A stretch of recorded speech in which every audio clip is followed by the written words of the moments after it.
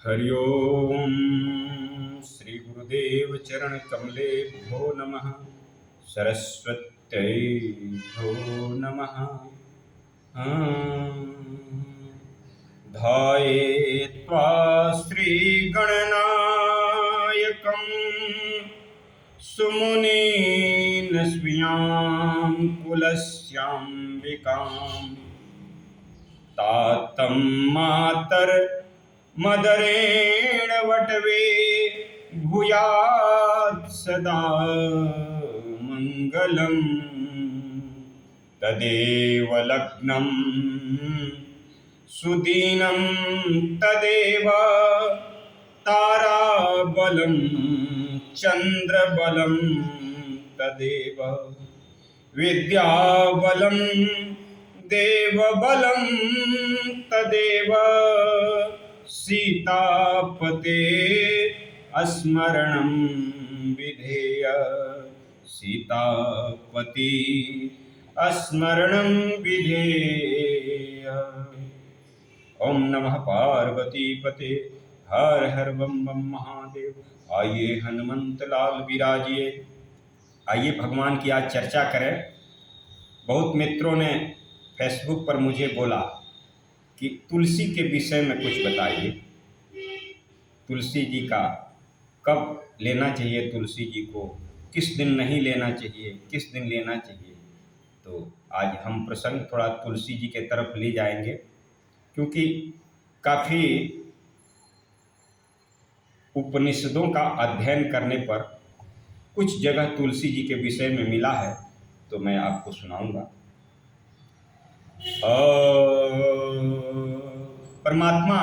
परमात्मा की कृपा अगर हो जाए, देखिए अरे इस दुनिया में तो सबके पास काम है, बिना काम का कोई नहीं है, और काम फुर्सत नहीं है। इतना काम ज़्यादा है कि किसी को फुर्सत नहीं है। और मैं जो भी आपको सुनाऊंगा वो शास्त्रों को ही सुनाऊंगा, आगे पीछे कुछ नहीं सुनाऊंगा।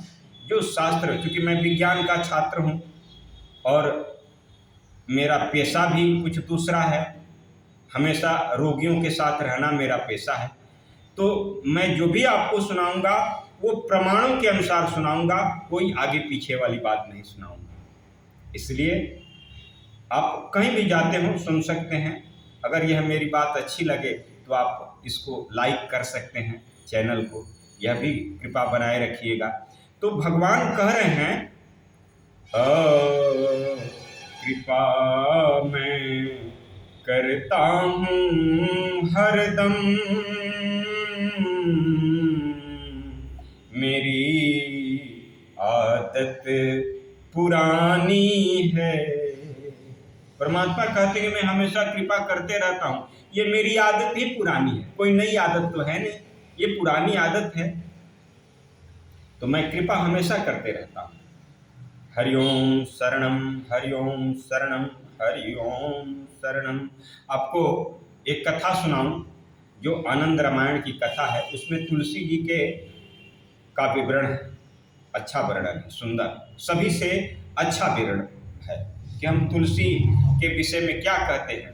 एक दिन की बात है जब भगवान राजा हो गए, और सुनिए, राजा हो गए तो राम राज्य की परिकल्पना ऐसी है कि आदि कवि लिखते हैं, वाल्मीकि बाबा लिखते हैं, सप्तदीपेषु सर्वत्र पृथग्गेषु सादरम्, कांचीनारी पुमानवादी सदवस्त्रे भूषणो, गृहस्यस्मै ज्ञातो मंदे यदि पूरणे यदा, तदज्ञा शत्रु में दंडो रामस्त्रा विपिमेह सह। यह है राम राज्य की परिकल्पना। भगवान माता जानकी को आदेश देते हैं कि तुम इस राम राज्य का घोषणा करो।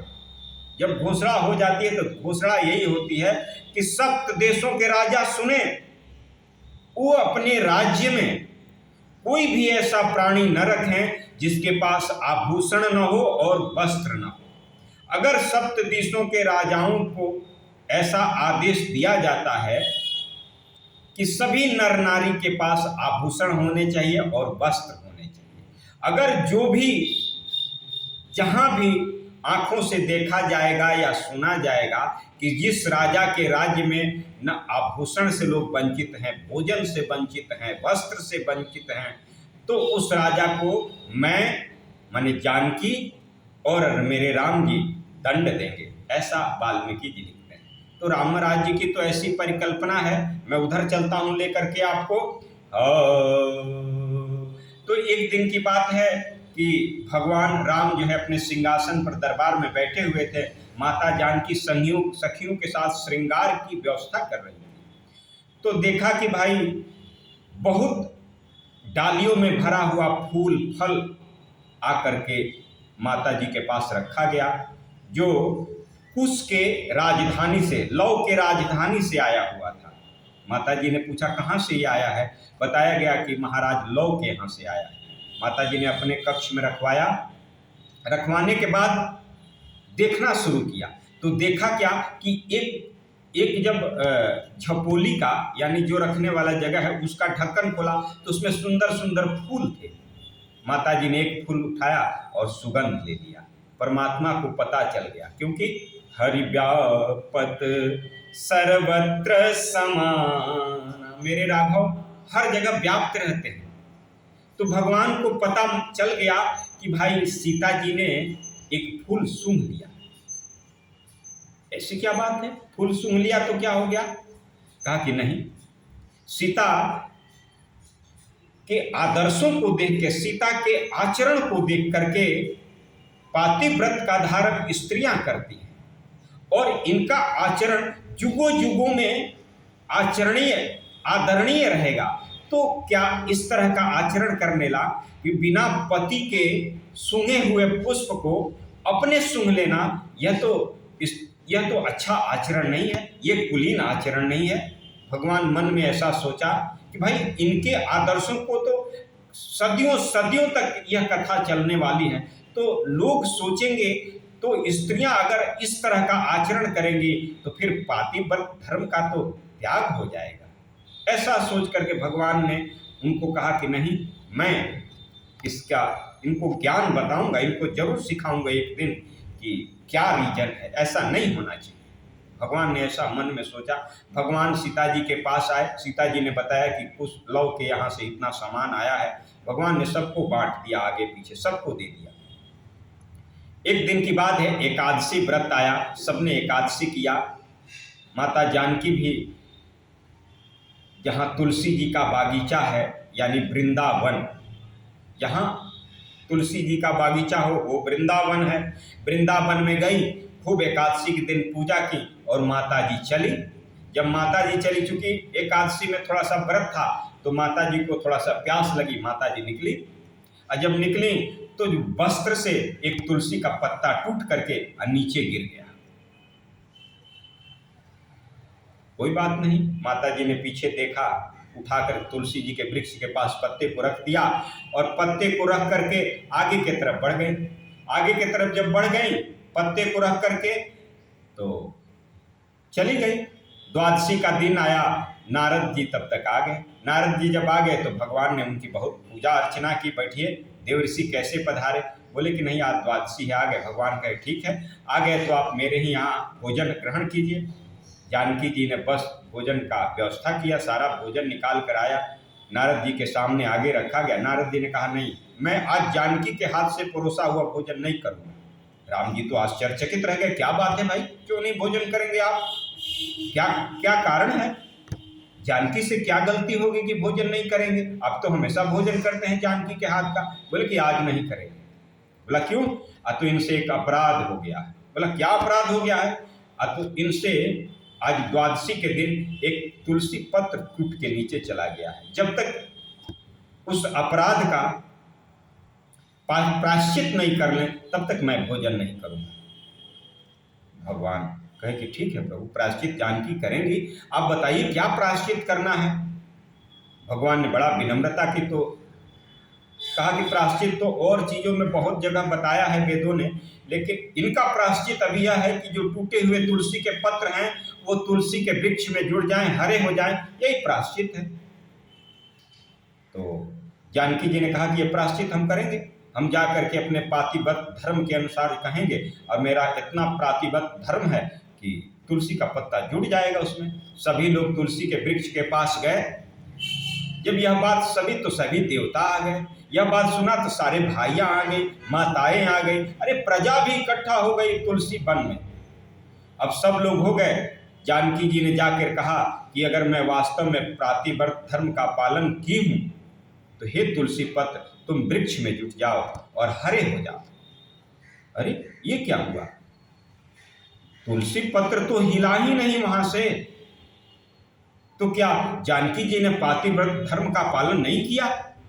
अब तो जानकी जी भी घबरा गई। अरे भाई इतने लोगों के बीच ये क्या हो रहा है? ये तो तुलसी पर, मैं तो पतिव्रता हूँ, हमेशा पातिव्रत का धर्म का पालन किया मैंने, अब ये तुलसी क्यों नहीं जुड़ रही है?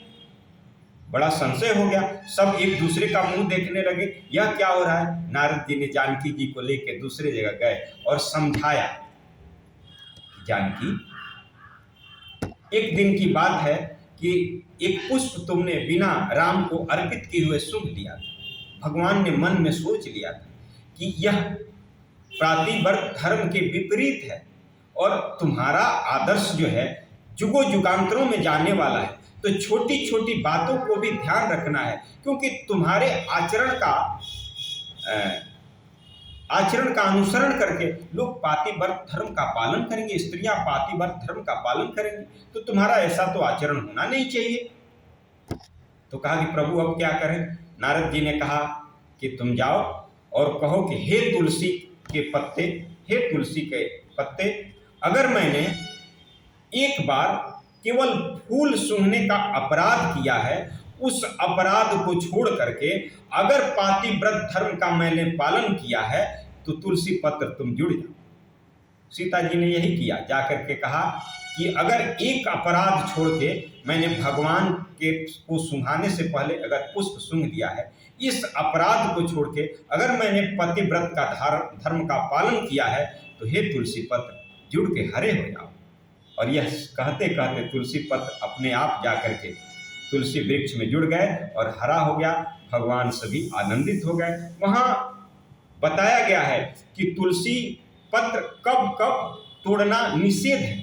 कहा संक्रांति चतुर्दशी द्वादशी सुबह प्रतिदिनम सायं प्रतिदिनम, शुक्रवार मंगलवार सूर्य ग्रहण चंद्र ग्रहण जन्मश्च मृत्युश्च वर्जति ताम तुलसी पत्र।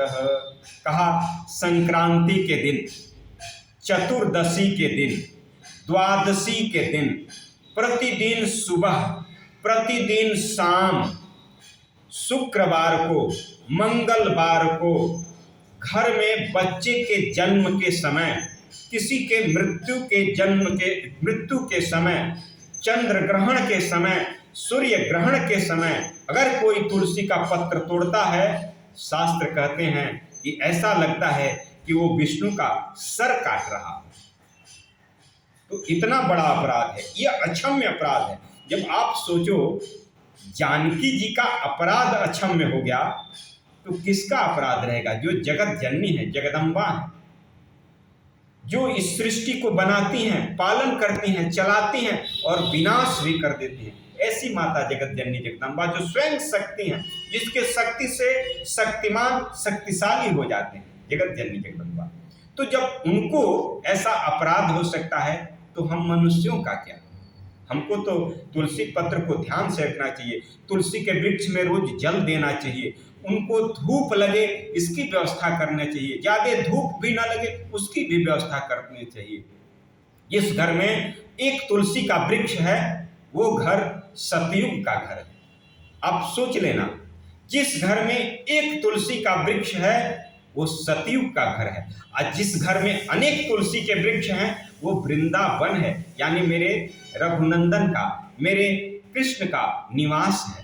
तो ऐसा है। आइए आपको थोड़ा सा एक भजन सुना देता हूँ, जो गोविंद का भजन है, मेरा लिखा हुआ है।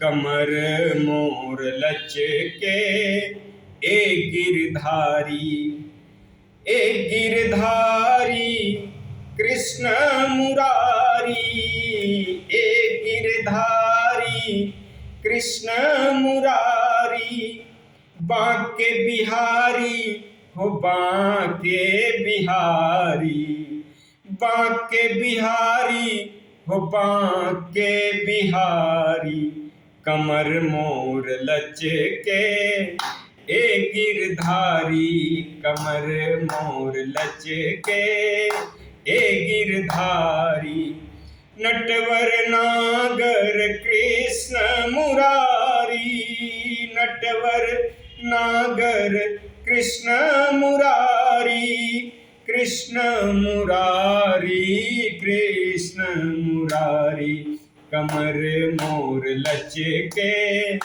ए गिरधारी, कमर मोर लचके ए गिरधारी, अबही उमर मोर बारी कुंवारी, अबही उमर मोर बारी कुंवारी, अपनी बाबुल के मैं हाँ दुलारी, नजर तो से लागी ए बनवारी, कमर मोर लचके हे गिरधारी, नटवर नागर कृष्ण मुरारी, बांके बिहारी हो बांके बिहारी, कमर मोर लचके ए गिरधारी। ओम नमः पार्वती पते हर हर महादेव, ओम नमः पार्वती पते हर हर महादेव, त्राहि मां शरणागतम्।